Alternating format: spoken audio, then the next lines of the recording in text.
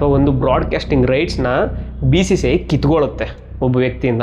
So ಆ ವ್ಯಕ್ತಿ ಏನು ಮಾಡ್ತಾನೆ, ಒಂದು ಪ್ರೈವೇಟ್ ಲೀಗ್ನ ಸ್ಟಾರ್ಟ್ ಮಾಡ್ತಾನೆ. ಸೊ ಆ ಒಂದು ಪ್ರೈವೇಟ್ ಲೀಗ್ ಯಾವುದು, ಬೆಡ್ಡಿಂಗಲ್ಲಿ ಗೆಲ್ತಾನೆ.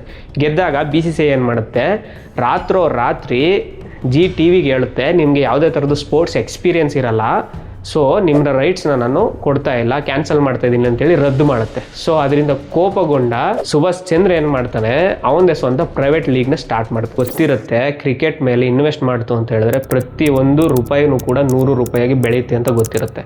ಸೊ ಅದರಿಂದ ಇವನೇನು ಮಾಡ್ತಾನೆ, ಕಂಪ್ಲೀಟಾಗಿ ಇವನದೇ ಒಂದು ಪ್ರೈವೇಟ್ ಲೀಗ್ನ ಸ್ಟಾರ್ಟ್ ಮಾಡ್ತಾನೆ. BCCIಲಿ ಯಾರ್ಯಾರು ಪ್ಲೇಯರ್ಸ್ಗಳಿದ್ರು ಕಂಪ್ಲೀಟಾಗಿ ಎಲ್ಲ ಪ್ಲೇಯರ್ಸ್ಗಳಿಗೂ ಕೂಡ 1 to double ಸ್ಯಾಲ್ರಿಗಳನ್ನ ಕೊಟ್ಟು ಲೀಗ್ಗೆ ಕರ್ಕೊಬರ್ತಾನೆ. ಕಪಿಲ್ ದೇವ್ನ ಬ್ರ್ಯಾಂಡ್ ಅಂಬಾಸಿಡರ್ ಅಥವಾ ಆ ಒಂದು ICLನ ರೆಪ್ರೆಸೆಂಟೇಟಿವ್ ಮಾಡ್ತಾ ಹೋಗ್ತಾನೆ. ಸೊ ಇದರಿಂದ ಏನು ಮಾಡ್ತಾನೆ, ಅವನು ಒಂದು ಕ್ರಿಕೆಟ್ ಟೂರ್ನಿಮೆಂಟ್ನ ಸ್ಟಾರ್ಟ್ ಮಾಡಿದಾಗ ಅದಕ್ಕೆ ಅವನು ಇಂಡಿಯನ್ ಕ್ರಿಕೆಟ್ ಲೀಗ್ ಅಂತಲೇ ಒಂದು ನೇಮ್ ಇಡ್ತಾನೆ, ICL ಅಂತ ಹೇಳಿ. ಸೊ ನೀವು ಆಲ್ರೆಡಿ ಗೂಗಲಲ್ಲಿ ಸರ್ಚ್ ಮಾಡೋರು ಕೂಡ ನಿಮ್ಗೆ ಬಂದ್ಬಿಡುತ್ತೆ ಅದು ICL ಅಂತಂದರೆ.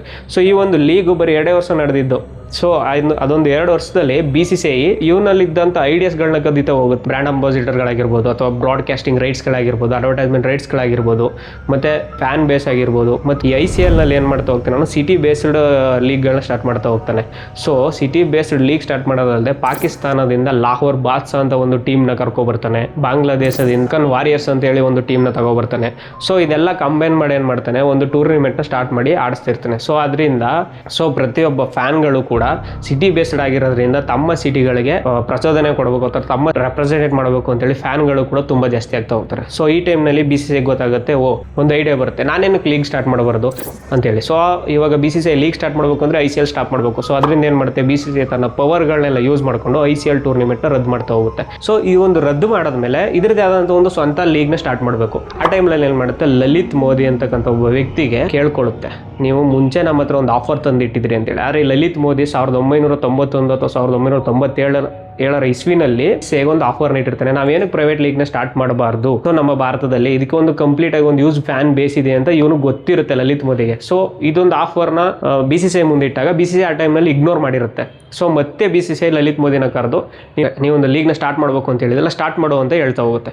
ಸೊ ಇದು ಒಂದು ಕಡೆ ಆದರೆ, ಇನ್ನೊಂದು ಕಡೆ T20 ಫಾರ್ಮೆಟ್ ಯಾವ ಥರ ಸ್ಟಾರ್ಟ್ ಆಯಿತು ಅಂತೇಳಿ. ಸೊ ಇದೊಂದು back story. T20 format start ಆಗಿದ್ದೇನಕ್ಕಪ್ಪ ಅಂತಂದರೆ, ICC ಏನು ಮಾಡ್ತಾ ಹೋಗುತ್ತೆ, ಟೆಸ್ಟ್ ಮ್ಯಾಚ್ಗಳು ಮತ್ತು OD ಮ್ಯಾಚ್ಗಳನ್ನ ಆಡಿಸ್ತಾ ಹೋಗುತ್ತೆ. ಸೊ ಆ ಟೈಮ್ನಲ್ಲಿ ಏನು ಮಾಡುತ್ತೆ, ಕಂಪ್ಲೀಟ್ ಆಗಿ ಸ್ಟೇಡಿಯಮ್ಸ್ಗಳೆಲ್ಲ ಬ್ಲ್ಯಾಂಕ್, ಯಾರು ನೋಡಲ್ಲ. ಓಲ್ಡ್ ಜನರೇಷನ್ ಆದರೆ ಕೂತ್ಕೊಂಡು ನೋಡ್ತಾರೆ, ನ್ಯೂ ಜನರೇಷನ್ ಯಾರು ನೋಡಲ್ಲ ಅಂತ ಇಂಗ್ಲೆಂಡ್ ಬೋರ್ಡ್ ಏನು ಮಾಡ್ತಾ ಹೋಗುತ್ತೆ, ಸೊ ಒಂದು ಆಫರ್ ನೀಡ್ತಾ ಹೋಗುತ್ತೆ. So we can start T20 world cup ಅಂತ ICCI ಮುಂದೆ ಆಫರ್ ಇಟ್ಟಾಗ ICCI ಏನು ಮಾಡುತ್ತೆ, ಪ್ರತಿಯೊಂದು ಬೋರ್ಡ್ ಮೆಂಬರ್ಸ್ಗಳನ್ನು ಕರೆದು ಇದ್ರ ಬಗ್ಗೆ ಡಿಸ್ಕಷನ್ ಮಾಡುತ್ತೆ. ಸೊ ಡಿಸ್ಕಷನ್ ಮಾಡೋ ಟೈಮಲ್ಲಿ ನಮ್ಮ ಭಾರತನೂ ಕೂಡ ಹೇಳುತ್ತೆ, ನಾವು ಏನಕ್ಕೆ T20ನೇ ಮಾಡಬೇಕು, 10 ಓವರ್ಸ್ ಮಾಡ್ಬೋದಲ್ಲ, 5 ಓವರ್ಸ್ ಮಾಡ್ಬೋದಲ್ಲ ಅಂತೇಳಿ. ಸೊ ಇದನ್ನೆಲ್ಲ ಪಕ್ಕಕ್ಕಿಟ್ಟ ICC ಏನು ಮಾಡುತ್ತೆ, T20 ವರ್ಲ್ಡ್ ಕಪ್ನ ಸ್ಟಾರ್ಟ್ ಮಾಡುತ್ತೆ 2007ರಲ್ಲಿ. ಸೊ ಆ ಟೈಮ್ನಲ್ಲಿ ಏನು ಮಾಡುತ್ತೆ, ನಮ್ಮ ಭಾರತ BCCI ಒಂದು ಯಂಗ್ ಟೀಮ್ನ ಕಳಿಸ್ತಾ ಹೋಗುತ್ತೆ. ಅದಕ್ಕೆ MS ಧೋನಿ ಕ್ಯಾಪ್ಟನ್ ಮತ್ತು ವಿಕೆಟ್ ಕೀಪರ್ ಆಗಿ ಹೋಗ್ತಾರೆ. ಟೀಮ್ ಏನು ಮಾಡುತ್ತೆ ಅಂತಂದರೆ ಕಂಪ್ಲೀಟ್ ವರ್ಲ್ಡ್ ಕಪ್ನ ಗೆಲ್ಲುತ್ತೆ. ಅದು ಪಾಕಿಸ್ತಾನದ ವಿರುದ್ಧ ಲಾಸ್ಟ್ ಓವರ್ ಅಂತೂ ರೋಚಕವಾಗಿರುತ್ತೆ. ಏನಕ್ಕಪ್ಪ ಅಂದರೆ ಎಕ್ಸ್ಪೀರಿಯನ್ಸ್ ಪ್ಲೇಯರ್ಸ್ಗಳು ಯಾರನ್ನೂ ಕೂಡ ಹಾಕಿರಲ್ಲ, ಪ್ಲೇಯರ್ಸ್ಗಳನ್ನ ಹಾಕ್ಬಿಟ್ಟು ಕಳಿಸಿರ್ತಾರೆ. ಸೊ ಆದ್ರೂ ಕೂಡ ಅದು ಗೆದ್ಕೊ ಬಂದಾಗ BCCI ಗೊತ್ತಾಗುತ್ತೆ, ಓಕೆ T20 ಫಾರ್ಮೆಟ್ ನಮ್ಮ ಭಾರತದಲ್ಲಿ ಒಂದು ಲೀಗ್ನ ಸ್ಟಾರ್ಟ್ ಮಾಡ್ಬೋದು ಅಂತೇಳಿ. ಸೊ ಆ ಟೈಮ್ನಲ್ಲಿ IPL ಹುಟ್ಟುತ್ತೆ. IPLನ ಕತೆ ಬರೆದಿದ್ದು ಲಲಿತ್ ಮೋದಿ. ಸೊ ಇವರೊಂದು ನ್ಯಾಪ್ಕಿನ್ ಮೂಮೆಂಟ್, ಅದನ್ನು ನ್ಯಾಪ್ಕಿನ್ ಮೂಮೆಂಟ್ ಅಂತಲೂ ಕರೀತಾರೆ. ಸೊ ಈ ಒಂದು ನ್ಯಾಪ್ಕಿನ್ ಪೇಪರ್ ಮೇಲೆ ಬರಿತಾ ಹೋಗ್ತಾರೆ, ಸಿಟಿ ಬೇಸ್ಡ್ ಫ್ರಾಂಚೈಸಿ ಮಾಡಬೇಕು, ಪ್ರತಿಯೊಬ್ಬ ಫ್ಯಾನ್ ಬಾಯಲ್ಲೂ ಕೂಡ ತನ್ನ ಸಿಟಿ ನೇಮ್ ಬರಬೇಕು, ಮತ್ತು ಪ್ರತಿಯೊಬ್ಬನ ಪ್ಲೇಯರ್ ನೇಮ್ ಕೇಳಿದ್ರೆ ಒಂದು ಸಿಟಿ ನೇಮ್ ನೆನಪಾಗಬೇಕು, ಮತ್ತು ಫಾರಿನ್ ಪ್ಲೇಯರ್ಸ್ಗಳನ್ನ ಆ್ಯಕ್ಷನ್ಸ್ಗಳಿಗೆ ತಗೊಬರ್ತಾರೆ. ಪ್ರತಿಯೊಂದು ಅಡ್ವರ್ಟೈಸ್ಮೆಂಟ್ಗಳಾಗಿರ್ಬೋದು, ಸ್ಪಾನ್ಸರ್ಸ್ಗಳಾಗಿರ್ಬೋದು, ಮತ್ತು ಎಲ್ಲ ಕಡೆ ನೋಡಿದ್ರೂ ಕೂಡ ರೈಟ್ಸ್ಗಳಾಗಿರ್ಬೋದು, ಬ್ರಾಡ್ಕಾಸ್ಟಿಂಗ್ ರೈಟ್ಸ್ಗಳಾಗಿರ್ಬೋದು, ಎಲ್ಲನೂ ಕೂಡ ಪ್ರತಿಯೊಂದನ್ನು ಕೂಡ ಇಂಡಿಯನ್ ಪ್ರೀಮಿಯರ್ ಲೀಗ್ IPLಲ್ಲಿ ತಗೊಬರ್ತಾ ಹೋಗ್ತಾನೆ. ಸೊ ಇದೊಂದು IPL ಯಾವ ರೇಂಜಿಗೆ ಬೆಳೆಯುತ್ತೆ ಅಂತಂದರೆ, ಇವಾಗಲೂ ಕೂಡ ಒಬ್ಬ ಪ್ಲೇಯರ್ ನೇಮ್ ಕೇಳಿದ್ರೆ ನಾವು ಇಡೀ ಆ ಒಂದು ಸಿಟಿ ನೇಮ್ನ ಕಂಪ್ಲೀಟಾಗಿ ಹೇಳ್ತೀವಿ. ಸೊ ಎಕ್ಸಾಂಪಲ್ ನೀವೇನಾದ್ರು ಹೇಳೋದು ರಾಯಲ್ ಚಾಲೆಂಜರ್ಸ್ ಬೆಂಗಳೂರು ಅಂತ ಹೇಳಿದ್ರೆ ನಮ್ಮ ಫಸ್ಟ್ ಮೈಂಡಿಗೆ ಬರೋದೇ ವಿರಾಟ್ ಕೊಹ್ಲಿ. ಸೊ ಅದೇ ಥರ ಮುಂಬೈ ಇಂಡಿಯನ್ಸ್ ಅಂತಂದರೆ ಫಸ್ಟ್ ಮೈಂಡಿಗೆ ಬರೋದೇ ರೋಹಿತ್ ಶರ್ಮಾ.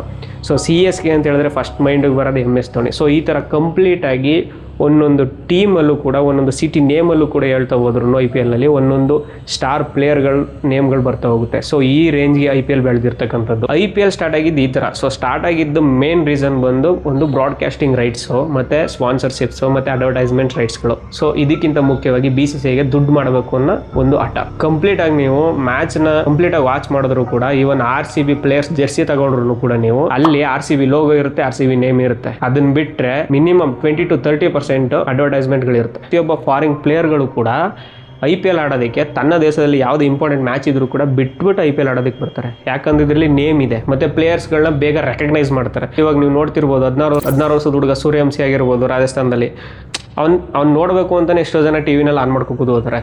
ಸೊ ಈ ಥರ ಏಜ್ ಲಿಮಿಟೇ ಇರಲ್ಲ ಕಂಪ್ಲೀಟಾಗಿ. ಯಾವ್ದಾರು ಇರಲಿ ಅವ್ನ ಪರ್ಫಾರ್ಮೆನ್ಸ್ ಇದೆಯಾ, ಅವ್ನು ಚೆನ್ನಾಗಿ ಆಡ್ತವನಂತಂದರೆ ಜನಗಳಾಗಿರಲಿ ಫ್ಯಾನ್ಸ್ಗಳಾಗಿರಲಿ ಅವನ್ನ ಬೆಳೆಸ್ಬಿಡ್ತಾರೆ. ಸೊ ಈ ಒಂದು ಕಂಟೆಂಟ್ ಆಗಿ ಅಥವಾ ಈ ಒಂದು ಐಡೆಂಟಿಫಿಕೇಶನ್ಗೋಸ್ಕರ ಏನು ಮಾಡ್ತಾ ಹೋಗ್ತಾರೆ, ಕಂಪ್ಲೀಟಾಗಿ ಎಲ್ಲರೂ ಬಂದು IPLನ ಆಡ್ತಾ ಹೋಗ್ತಾರೆ. ಇದೊಂದು ಇನ್ಫಾರ್ಮೇಷನ್ ವಿಡಿಯೋ ನಾನು ನಿಮ್ಮ ಜೊತೆ ಶೇರ್ ಮಾಡ್ಕೊಂಡೆ. ಸೊ ಕೆಲವೊಂದು ಮಿಸ್ಟೇಕ್ಗಳಾಗಿರ್ಬೋದು, ಕೆಲವೊಂದನ್ನು ನಿಮ್ಮ ಜೊತೆ ಶೇರ್ ಮಾಡ್ಕೊಳ್ಳೋದು ಆಗಿಲ್ಲದೆ ಇರ್ಬೋದು. ಸೊ ಆ ಥರದ್ದು ಯಾವ್ದಾದ್ರು ಪಾಯಿಂಟ್ಗಳಿತ್ತು ಅಂತಂದರೆ ಕಮೆಂಟ್ ಬಾಕ್ಸಲ್ಲಿ ತಿಳಿಸಿ. ಚಾನಲ್ನ ಸಬ್ಸ್ಕ್ರೈಬ್ ಮಾಡಿ ಮತ್ತು ನಿಮ್ಮ ಫ್ರೆಂಡ್ಸ್ಗಳಿಗೆ ಯಾರು ಇದ್ದರೆ ಶೇರ್ ಮಾಡಿ. ಪ್ರತಿಯೊಂದು ವಿಡಿಯೋದಲ್ಲೂ ಕೂಡ ಒಂದೊಂದು ಇನ್ಫಾರ್ಮೇಷನ್ ಇರುತ್ತೆ. ದುಡ್ಡೇನ್ ಸ್ವಾಮಿ ತಲೆ ಎಡ್ಕೊಂಡು ಸಂಪಾದನೆ ಮಾಡ್ತಾರೆ, ಜನರನ್ನ ಜಾಗೃತರನ್ನಾಗಿ ಮಾಡೋದು ಅದೇ ನಮ್ಮ ಉದ್ದೇಶ.